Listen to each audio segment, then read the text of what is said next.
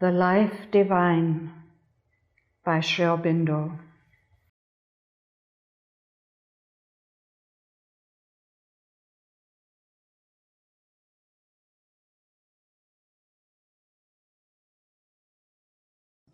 Chapter 20. Death, Desire, and Incapacity. In the beginning, all was covered by hunger, that is death, that made for itself mind, so that it might attain to possession of self. Brihadaranyaka Upanishad. This is the power discovered by the mortal, that has the multitude of its desires, so that it may sustain all things. It takes the taste of all foods and builds a house for the being. Rig Veda. In our last chapter, we have considered life from the point of view of the material existence and the appearance and working of the vital principle in matter. And we have reasoned from the data which this evolutionary terrestrial existence offers. But it is evident that wherever it may appear and however it may work, under whatsoever conditions, the general principle must be everywhere the same.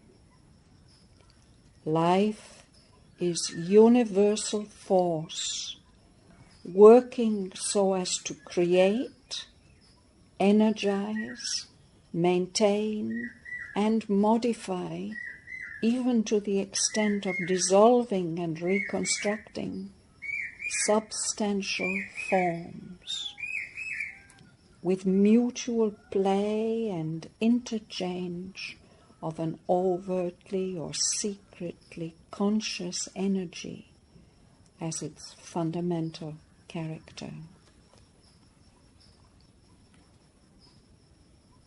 In the material world we inhabit, mind is involved and subconscious in life, just as supermind is involved and subconscious in mind.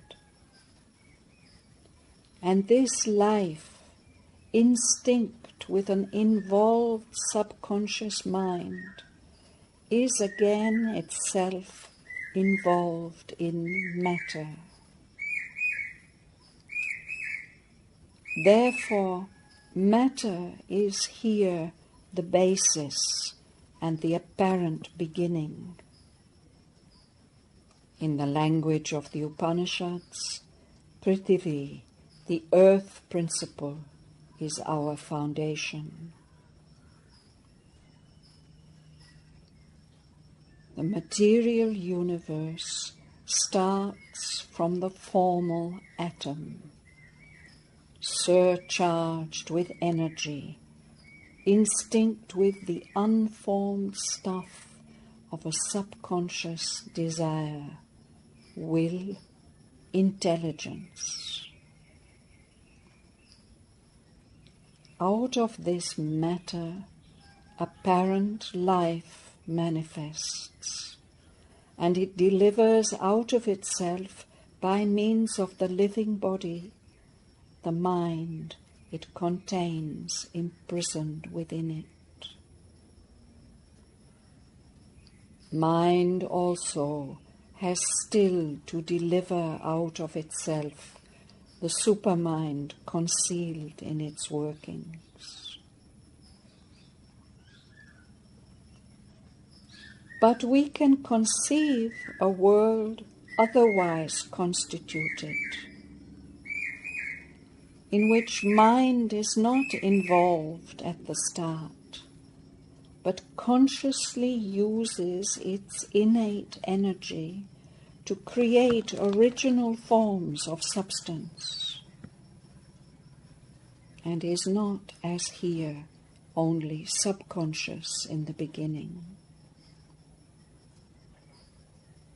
Still, though the working of such a world would be quite different from ours, the intermediate vehicle of operation of that energy would always be life. The thing itself would be the same, even if the process were entirely reversed.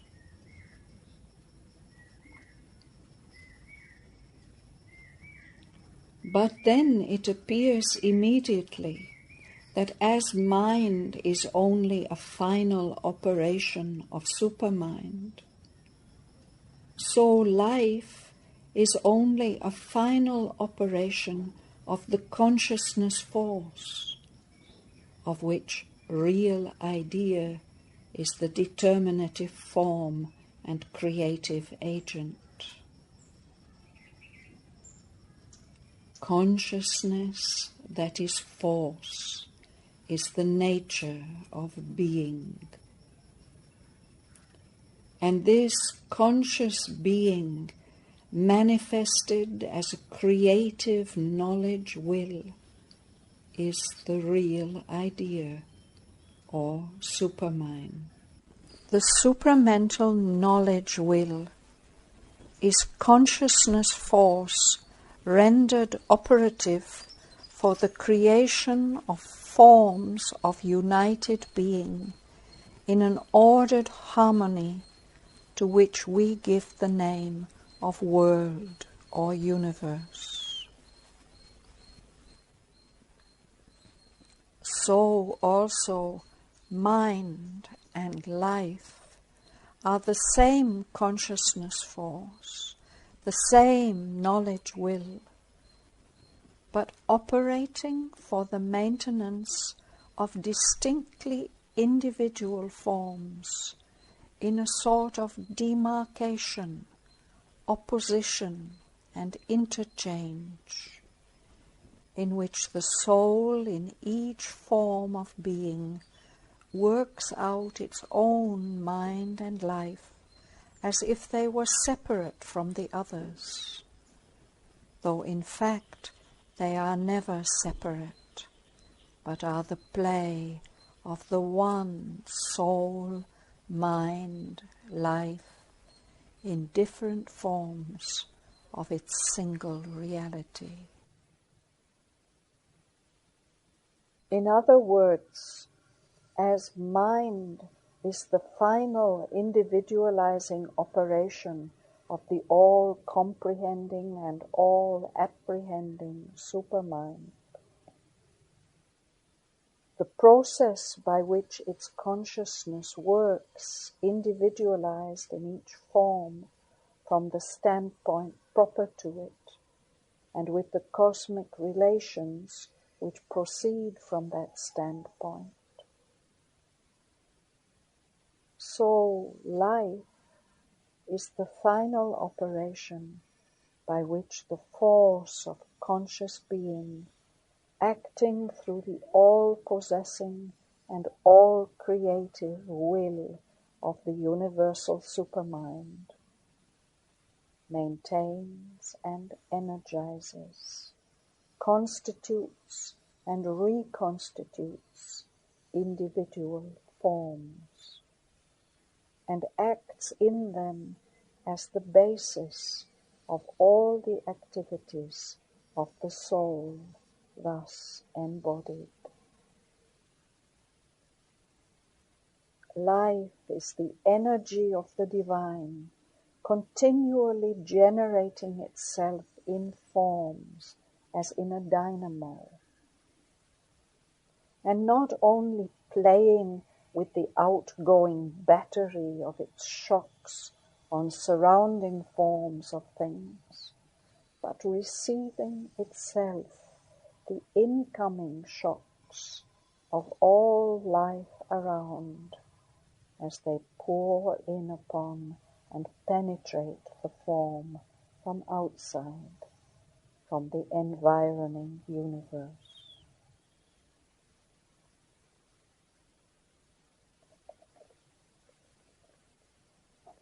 In this view, life appears as a form of energy of consciousness, intermediary and appropriate to the action of mind on matter. In a sense, it may be said to be an energy aspect of mind, when it creates and relates itself no longer to ideas, but to motions of force and to forms of substance. But it must immediately be added that just as mind is not a separate entity, but has all supermind behind it, and it is supermind that creates, with mind only as its final and individualizing operation, so life also is not a separate entity or movement, but has all conscious force behind it in every one of its workings. And it is that conscious force alone which exists and acts in created things. Life is only its final operation, intermediary between mind and body. All that we say of life must therefore be subject to the qualifications arising from this dependence. We do not really know life, whether in its nature or its process, unless and until we are aware and grow conscious of that conscious force working in it, of which it is only the external aspect and instrumentation.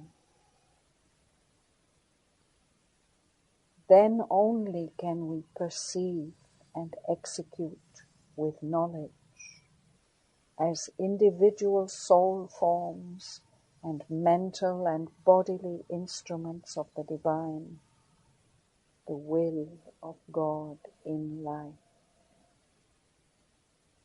Then only can life and mind proceed in paths and movements of an ever-increasing straightness of the truth in ourselves and things, by a constant diminishing of the crooked perversions of the ignorance.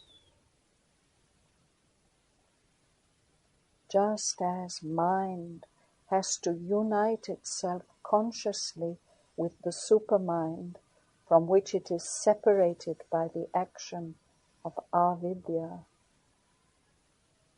so life has to become aware of the conscious force which operates in it for ends and with a meaning, of which the life in us, because it is absorbed in the mere process of living, as our mind is absorbed in the mere process of mentalizing life and matter, is unconscious in its darkened action, so that it serves them blindly and ignorantly, and not as it must and will in its liberation and fulfillment, luminously, or with a self-fulfilling knowledge, power, and bliss.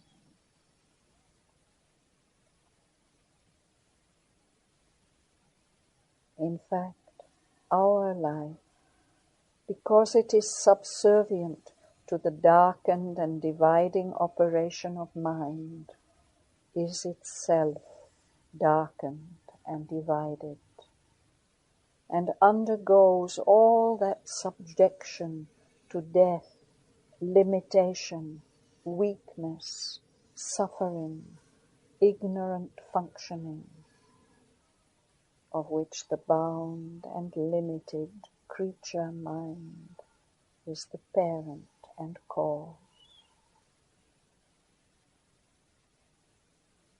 The original source of the perversion was, we have seen, the self-limitation of the individual soul, bound to self-ignorance because it regards itself by an exclusive concentration as a separate, self-existent individuality, and regards all cosmic action only as it presents itself to its own individual consciousness, knowledge, will, force, enjoyment, and limited being, instead of seeing itself as a conscious form of the One, and embracing all consciousness, all knowledge, all will, all force, all enjoyment, and all being as one with its own. The universal life in us, obeying this direction of the soul imprisoned in mind, itself becomes imprisoned in an individual action. It exists and acts as a separate life with a limited, insufficient capacity, undergoing and not freely embracing the shock and pressure of all the cosmic life around it. Thrown into the constant cosmic interchange of force in the universe as a poor, limited individual existence. Life at first helplessly suffers and obeys the giant interplay, with only a mechanical reaction upon all that attacks, devours, enjoys, uses, drives it.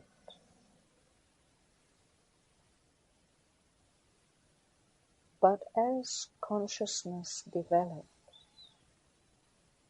as the light of its own being emerges from the inert darkness of the involutionary sleep, the individual existence becomes dimly aware of the power in it, and seeks, first nervously and then mentally, to master, use, and enjoy the play. This awakening to the power in it is the gradual awakening to self. For life is force, and force is power, and power is will, and will is the working of the master consciousness. Life in the individual becomes more and more aware in its depths that it too is the will force of Satchidananda, which is master of the universe, and it aspires itself to be individually master of its own world, to realize its own power, and to master as well as to know its world is therefore the increasing impulse of all individual life. That impulse is an essential feature of the growing self-manifestation of the divine in cosmic existence. But though life is power, and the growth of individual life means the growth of the individual power, still the mere fact fact of its being a divided, individualized life and force prevents it from really becoming master of its world.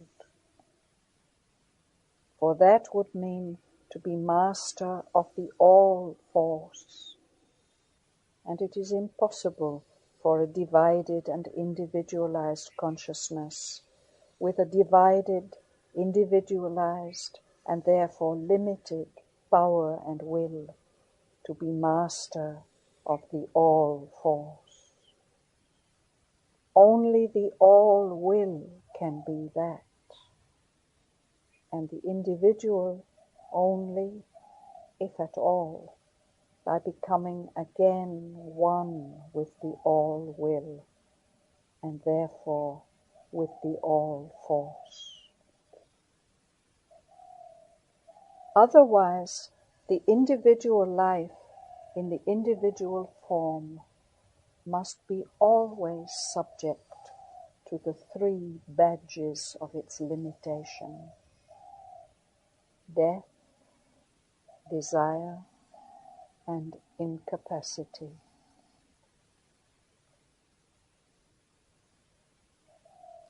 Death is imposed on the individual life both by the conditions of its own existence and by its relations to the all-force which manifests itself in the universe.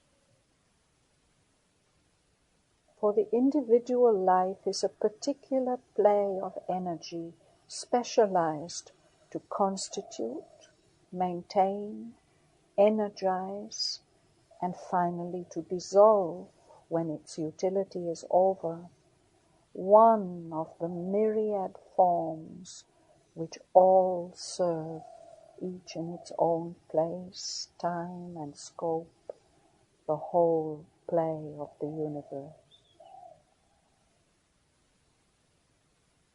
The energy of life in the body has to support the attack of the energies external to it in the universe. It has to draw them in and feed upon them, and is itself being constantly devoured by them.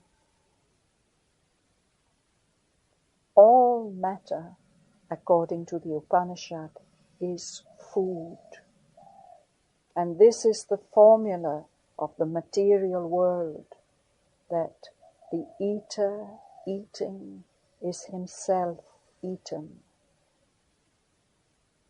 The life organized in the body is constantly exposed to the possibility of being broken up by the attack of the life external to it, or its devouring capacity being insufficient or not properly served, or there being no right balance between the capacity of devouring and the capacity or necessity of providing food for the life outside.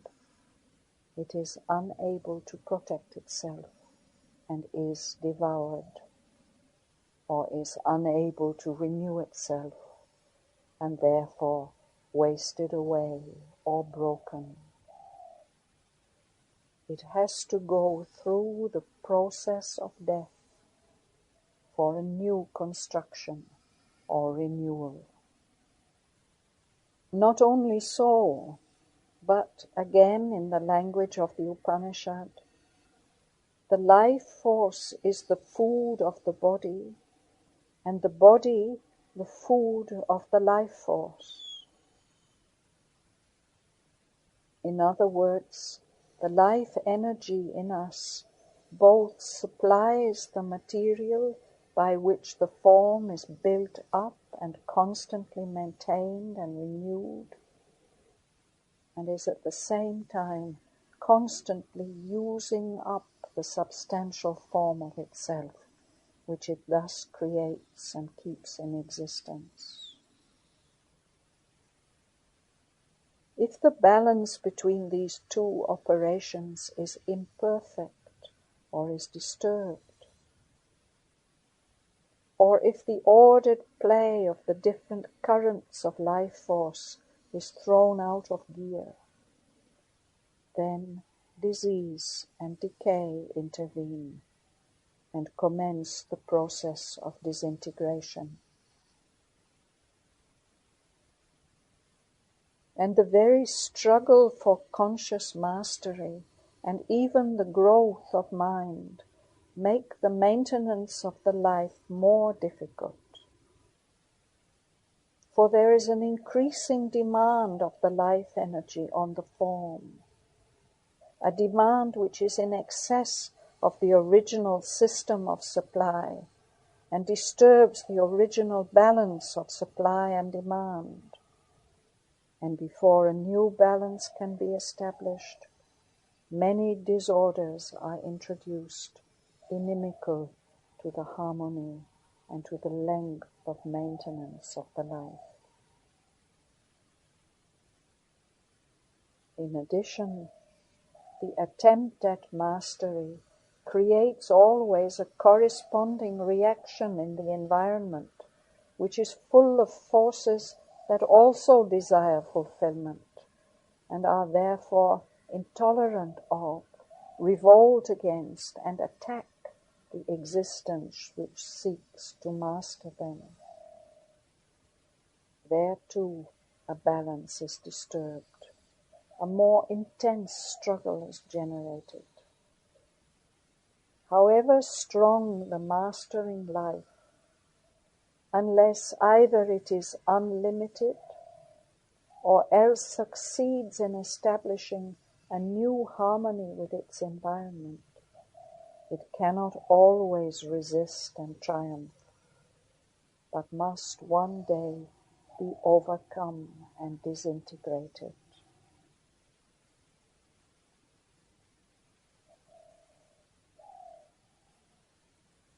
But apart from all these necessities, there is the one fundamental necessity of the nature and object of embodied life itself,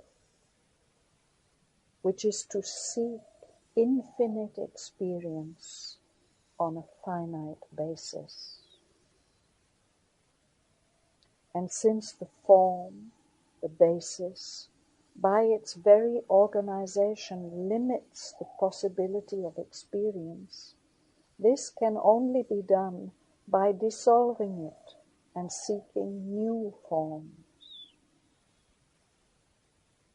For the soul, having once limited itself by concentrating on the moment and the field, is driven to seek its infinity again by the principle of succession, by adding moment to moment, and thus storing up a time experience which it calls its past.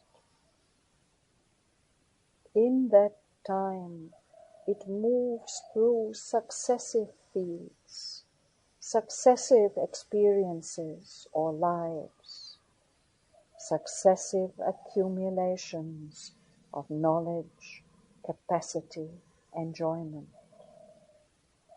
And all this it holds in subconscious or superconscious memory as its fund of past acquisition in time. To this process, change of form is essential. And for the soul involved in individual body, change of form means dissolution of the body in subjection to the law and compulsion of the all-life in the material universe, to its law of supply of the material of form and demand on the material, its principle of constant intershock and the struggle of the embodied life to exist in a world of mutual devouring. And this is the law of death.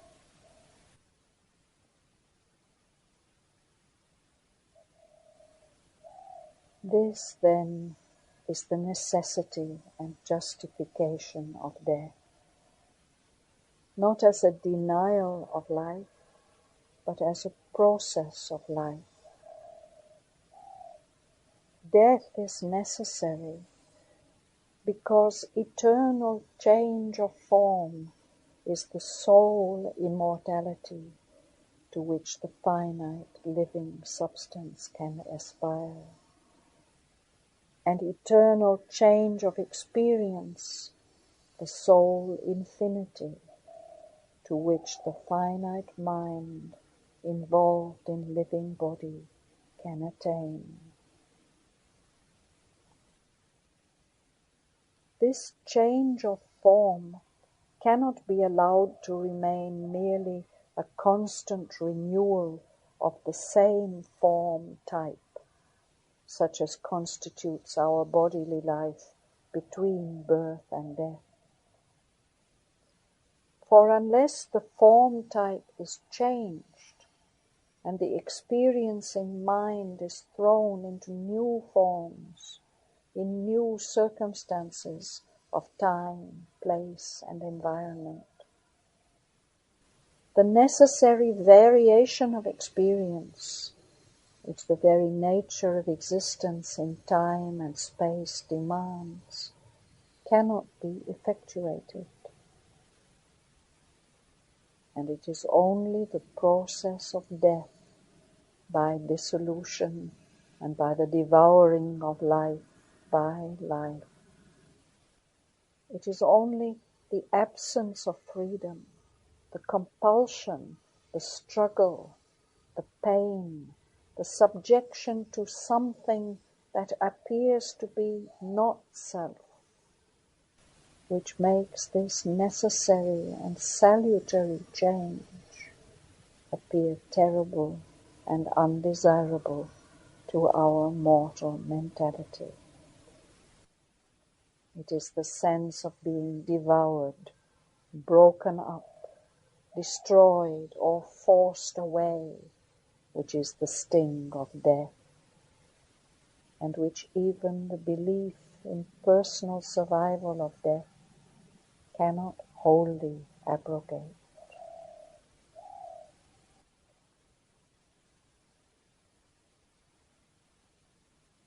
But this process is a necessity of that mutual devouring which we see to be the initial law of life in matter. Life, says the Upanishad, is hunger which is death. And by this hunger which is death, Ashanayam Mrityu, the material world has been created. For life here assumes as its mold material substance. And material substance is being infinitely divided and seeking infinitely to aggregate itself. Between these two impulses of infinite division and infinite aggregation, the material existence of the universe is constituted. The attempt of the individual, the living atom, to maintain and aggrandize itself is the whole sense of desire. A physical, vital, moral, mental increase by a more and more all-embracing experience, a more and more all-embracing possession, absorption, assimilation, enjoyment, is the inevitable, fundamental, ineradicable impulse of existence. Once divided and individualized, yet ever secretly conscious, of its all-embracing, all-possessing infinity. The impulse to realize that secret consciousness is the spur of the cosmic divine, the lust of the embodied self within every individual creature. And it is inevitable, just, salutary, that it should seek to realize it first in the terms of life by an increasing growth and expansion. In the physical world, this can only be done by feeding on the environment, by aggrandizing oneself through the absorption of others or of what is possessed by others. And this necessity is the universal justification of hunger in all its forms. Still, what devours must also be devoured. For the law of interchange, of action and reaction, of limited capacity and therefore of a final exhaustion and succumbing, governs all life in the physical world.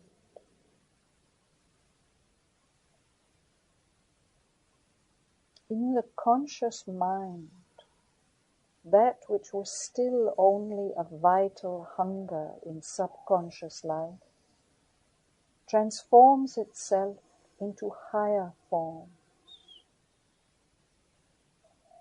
Hunger in the vital parts becomes craving of desire in the mentalized life, straining of will in the intellectual or thinking life. This movement of desire must and ought to continue until the individual has grown sufficiently so that he can now at last become master of himself, and by increasing union with the infinite, possessor of this universe. Desire is the lever by which the divine life principle effects its end of self-affirmation in the universe. And the attempt to extinguish it in the interests of inertia is a denial of the divine life principle, a will not to be, which is necessarily ignorance. For one cannot cease to be individually, except by being infinitely. Desire, too, can only cease rightly by becoming the desire of the infinite, and satisfying itself with a supernal fulfillment and an infinite satisfaction in the all-possessing bliss of the infinite. Meanwhile, it has to progress from the type of a mutually devouring hunger to the type of a mutual giving, of an increasingly joyous sacrifice of interchange. The individual gives himself to other individuals and receives them back in exchange. The lower gives itself to the higher, and the higher to the lower, so that they may be fulfilled in each other. The human gives itself to the divine, and the divine to the human. the all in the individual gives itself to the all in the universe and receives its realized universality as a divine recompense.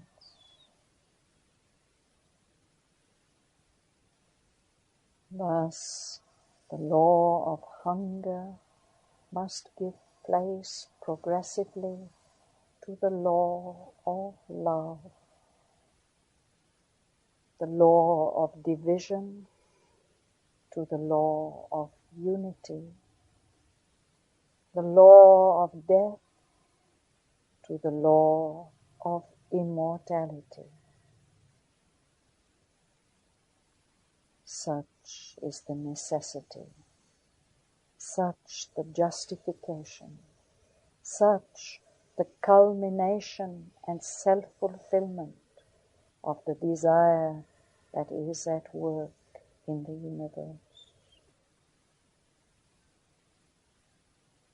As this mask of death which life assumes results from the movement of the finite seeking to affirm its immortality, so desire is the impulse of the force of being individualized in life to affirm progressively in the terms of succession in time and of self-extension in space, in the framework of the finite, its infinite bliss, the Ananda of Satchidananda. The mask of desire which that impulse assumes comes directly from the third phenomenon of life, its law of incapacity. Life is an infinite force working in the terms of the finite. Inevitably, throughout its overt, individualized action in the finite, its omnipotence must appear and act as a limited capacity and a partial impotence. Although behind every act of the individual, however weak, however futile, however stumbling, there must be the whole superconscious and subconscious presence of infinite, omnipotent force. Without that presence behind it, no least single movement in the cosmos can happen. Into its sum of universal action, each single act and movement falls by the fiat of the omnipotent omniscience which works as the supermind inherent in things. But the individualized life force is to its own consciousness limited and full of incapacity. For it has to work not only against the mass of other environing individualized life forces, but also subject to control and denial by the infinite life itself, with whose total will and trend, its own will and trend, may not immediately agree. Therefore, limitation of force, phenomenon of incapacity, is the third of the three characteristics of individualized and divided life. On the other hand, the impulse of self-enlargement and all-possession remains, and it does not and is not meant to measure or limit itself by the limit of its present force or capacity. Hence, from the gulf between the impulse to possess and the force of possession, desire arises. For if there were no such discrepancy, if the force could always take possession of its object, always attain securely its end, desire would not come into existence, but only a calm and self-possessed will without craving, such as is the will of the divine.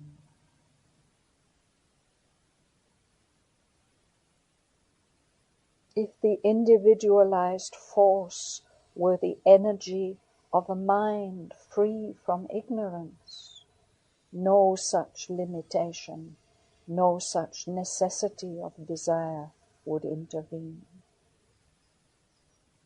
For a mind not separated from supermind, a mind of divine knowledge, would know the intention, scope, and inevitable result of its every act, and would not crave or struggle, but put forth an assured force, self-limited to the immediate object in view.